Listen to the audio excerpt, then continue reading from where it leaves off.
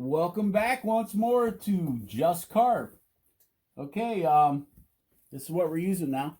This is the oldest Dremel I've got. I bought this, I can't tell you how many years ago. It's a Dremel Moto Tool, $3.95. And I have got a flame bit. Let's get some light over here, maybe you can see it. Okay, flame bit, diamond. And I like using this for getting in to these little cracks. My sanding thing that I've got right here is way coarse, and it'll be banging off the nose and all that stuff. So to get in there to round those eyes over, this is what I'm using. You get in there and get all that from them coarse bits. You can get in there and sand all that down, get your eye rounded over. You get into all the little nooks and crannies and try getting all them fuzzies out of there that you can. Now, with this cedar, it will still grab even though it has no teeth. Like I was saying earlier, you hit them little soft spots in that wood between the grain, and it just, I don't care, I think you could be using a toilet paper bit, and it just grabs right in there.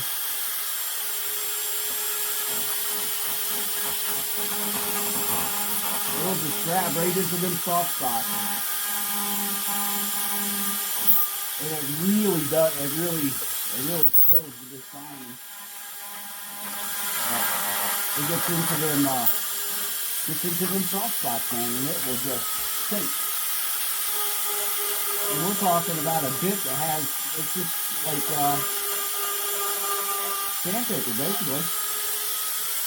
But it will get into them soft spots and sink like a rock.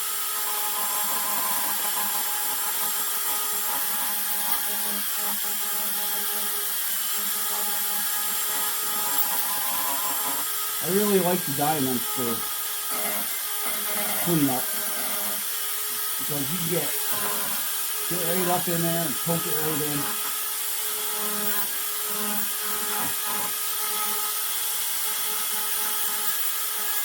And it smooths it right out nice. And you can get these diamond bits at Harbor Freight or off of Amazon cheap, like $7-8. You get a whole pack of them. Like this. Whole pack of them. $7-8.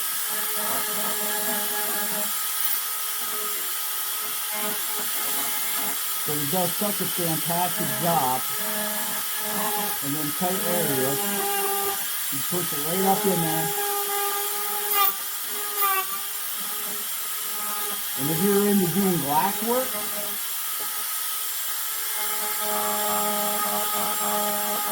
you can etch right in glass work. You can put names on glasses and stuff like that.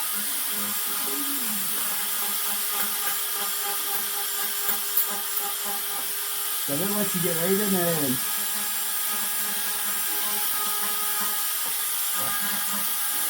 you get all that nasty stuff. And on softwoods, it's awesome. You get into like basswood. Like this is a piece of basswood. That's it.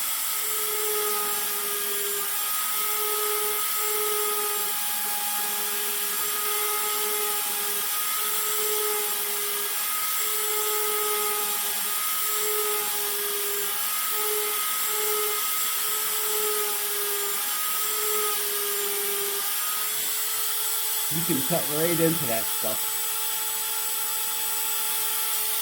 Want to take the edge off of it?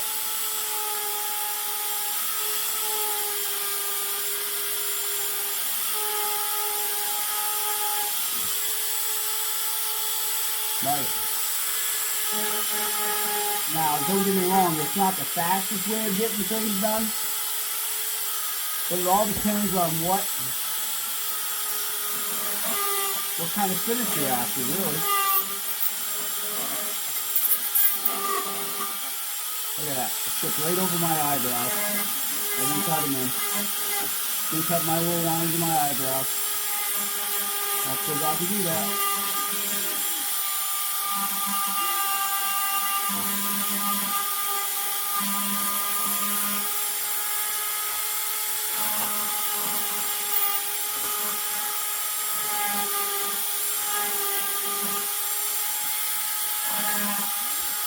This is a flex shaft that I picked up at a yard sale.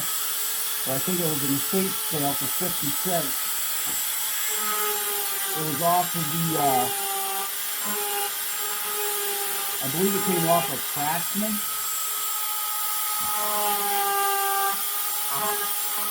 I believe it came off of Craftsman really cool.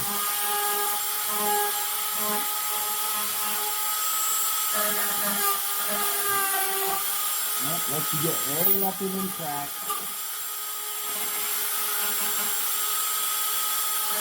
I just wanted to do these eyes with this.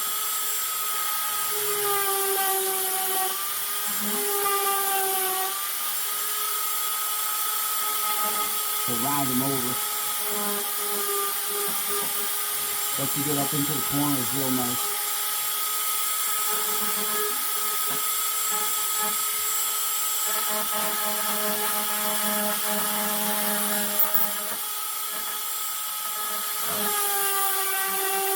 You get right up underneath them eyelids too.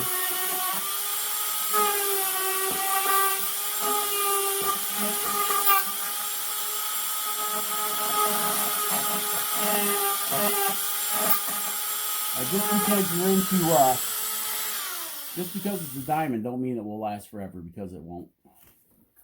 I burn these up, you know, I might get 2 months out of one of them. And then I'll have to go down and buy another set of them. Okay, so we've got all of our pine needles, or most of them, cut in there. Oh, what's this Dremel set up for? Nothing. Set up for nothing. Okay. I think if I do sanding on that, it is going to wash out all my needles. Let's give it a try and find out. See if it washes them out or not. If it does, we'll have to go back in and cut them in deeper. With these sanders, this is something Jordy came up with. You can buy these arbors. They usually come with almost all of the different Dremel kits. But you just take sandpaper, emery cloth basically, and just cut it, punch a hole in it, and then screw it into this. Yep, this one's a little loose. Okay, there, tight now. So, turn on our sander. See how low that is? You might want just a hair more juice to it.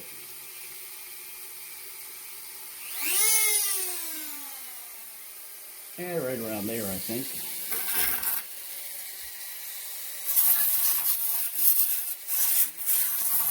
Nice thing is you can get up under the, got any marker or pencil left on your stuff? Nice thing, you can sand it right off with this.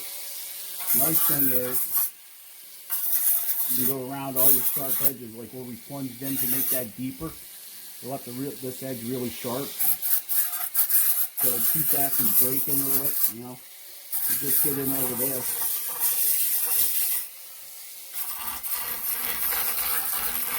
And this helps get rid of a lot of the, if you're not going to burn it, burning it gets rid of a lot of this little fuzzy thing. So if you're not going to burn it, and you want to take the time, you can get into those grooves of your hairs. And you can get most of it. Depends on how much time you want to spend on doing it. You can get rid of most of them. Especially like these deeper beard hairs.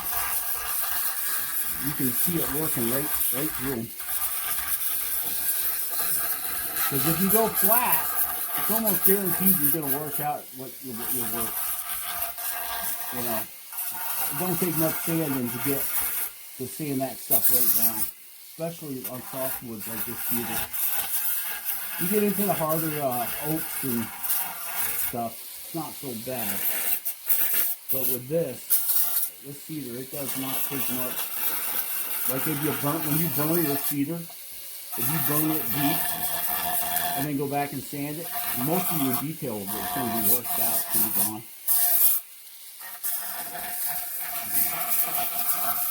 And the nice thing is you can make these discs, if you do it yourself, you can make these discs as big or as small as you want.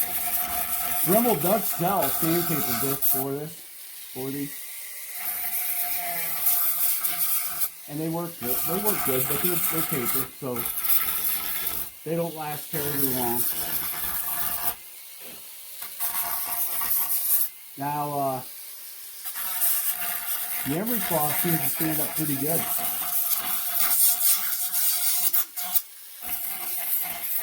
I want you to get right down in the grooves that you cut with your other tool, and clean all that fuzz out of there.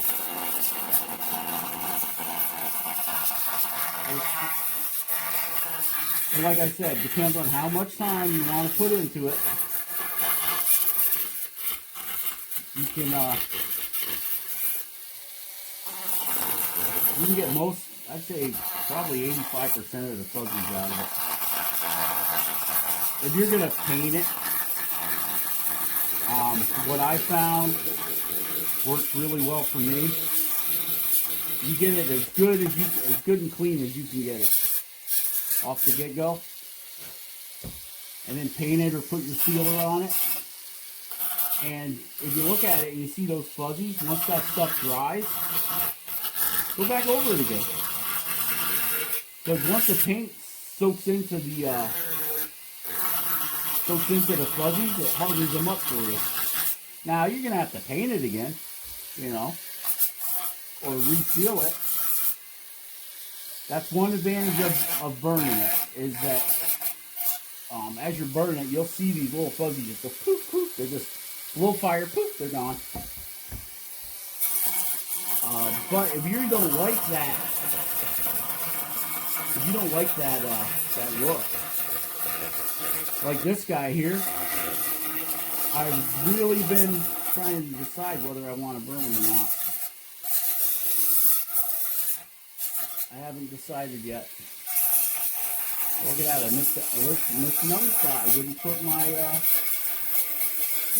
lines on this eyebrow thing here, so I'm gonna have to go back and do that. What I said, you want to look at your part, the thing you're working on, from every angle. Make sure you get it all. But you know, you're gonna run across stuff that you missed, or forgot, or you need to go back to. Like that little girl video. I painted her and I was going to post the video that she's all done, and then I looked at her and I'm like, hey, you forgot to put the pupils in the eye. So I had to go back and do that and then reshoot the video again. You can't say something's done if it don't have no eyeball.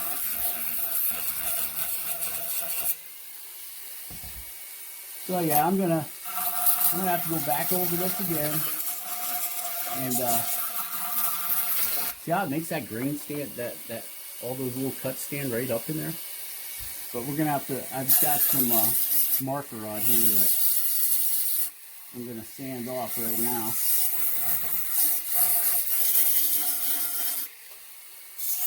And then I'll go back and I'll recut what I'm basically erasing right now. The ultimate electric eraser right here. And make sure you get these edges, guys.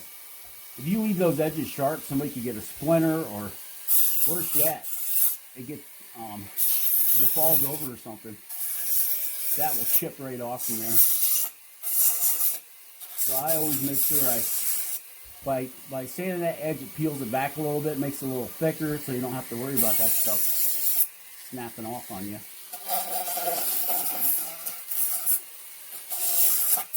This is probably going to end up being a two-part video, because It's so long. Even jumping around like I did to show you a part and then go off camera and do the rest of it. I mean, it's taken a while to shoot this video, and it's taken a while to get this thing done. But I haven't even decided if I like it yet.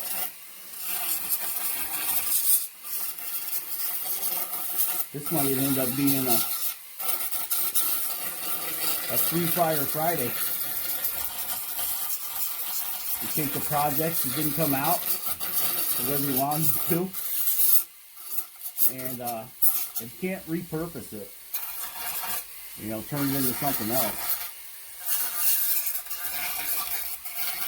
We have Failure Friday, where we take all the bad projects, and believe me, there's some bad ones, and we have a bonfire. And basically wish the bad projects a bon voyage.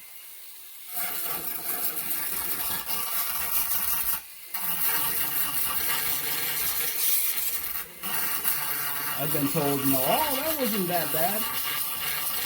I said, right there is the word, wasn't that bad. If somebody tells you something, well, it isn't that bad, it's bad. They're just trying to be nice about it.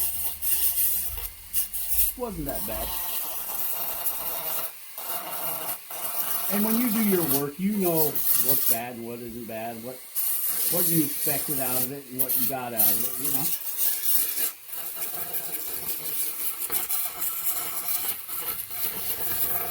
But when you're first starting off, like me, and don't get rid of all your failures, because if you're going to repeat that project and try it again, keep the failures. Well, not failures, we'll call them learning experiences. Because at that point, once you say, I'm done with it, there's nothing else I can do with it, I don't like it, and you're going to redo it, or try doing it again, which you should always, if you fail at something, not fail. Have a learning experience in something, keep it around, so that when, especially if you plan on doing it again, keep it around so you know where you went awry. You want to keep that so that when it's like all those little girls. I ended up making 6 little girls before I got the one that is halfway decent. I kept one of them. They call her the ugly sister. She's around here someplace. They're right here. No, don't shoot me. I don't like the camera. Well, sister and the camera don't like you either. I keep her because I can look at her the next time I go do little girl and say, hey, this is where I made errors. So, even though it's not the perfect story stick, it's a stick to tell you that I need to do this better, or I need to change this. Like, I can look at little sister there, there's the ugly sister, and I can say, hey, the face is poofed out too far, there's too much off that side, the hat's crooked, it helps you get better. Your learning experiences. You just I paid, I think 3 hours I worked on that. I paid 3 hours of my time to learn that, and that's a pretty cheap lesson. When I was going to college, it was $185 a class for you to learn from your mistakes. So you got to figure your time, what your time's worth, and that's how much you paid for that lesson. And in the long run, it makes you a better carver, and it teaches you what not to do and what to do. Because even though she was a mishap. That was the first one. The first girl I ever carved. And I learned from that. And I transposed what I learned from that to the next one. And that one wasn't all that great. So I ended up taking that one and depositing it in the circular file. But I kept that one because that was the beginning. And I know where it went awry on me. So the next one, and the next one, and the next one, they got a little bit better, a little bit better, a little bit better. Until we got the last one, which is, I would say it still is not the best girl, but at least it looks a little more like a girl. So the next girl I make, which I will make another one, just to get better at it. All the YouTube videos I watch, not that many people do girls. They don't carve girls. Most of the carvings are guys or old ladies that look like guys.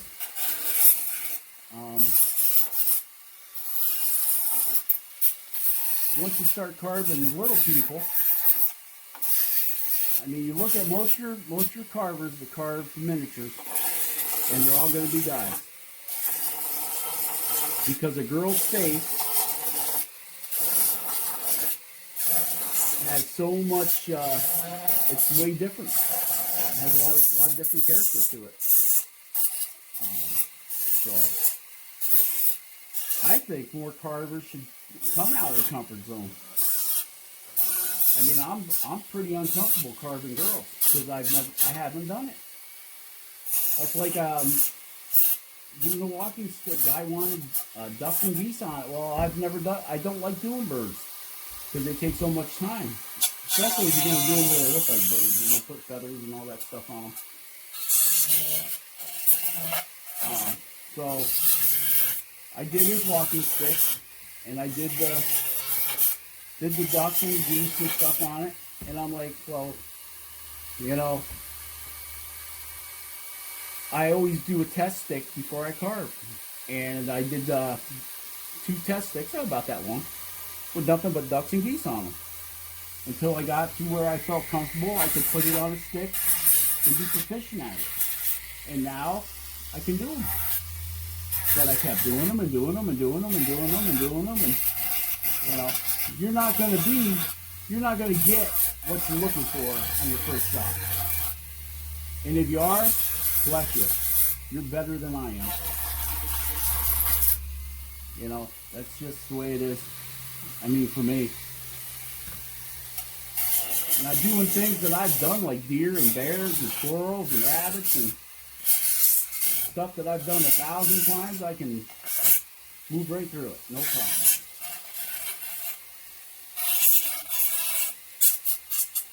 All right. Okay, so I got to go back, and I still got to do the lines in the tree stump. Hey, when you're doing these, if you're going to do a freestanding one where you got to put that cross piece in there, don't sand that. Don't put nothing in it. Otherwise, your pieces aren't going to fit right. Excuse me.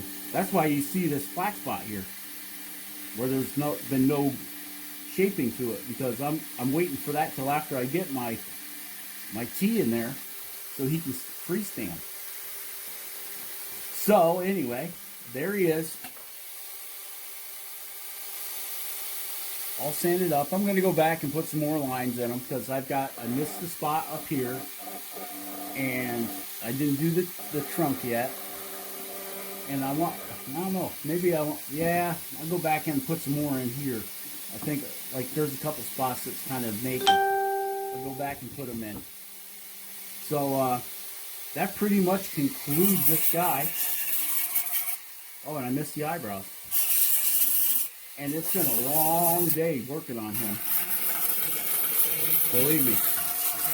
I didn't think I'd have this much time spent on this guy, to be honest with I thought he was going to be maybe an hour project. But when you guys start removing that kind of stock in that much area, and you don't use your 1/4 inch drive with a bigger bit, you're just using those the 1/8 inch for the Dremel, you're going to put some time in on it, no doubt. So I think we're going to stop here, and the next time you see him, he'll be done. So remember, just carve.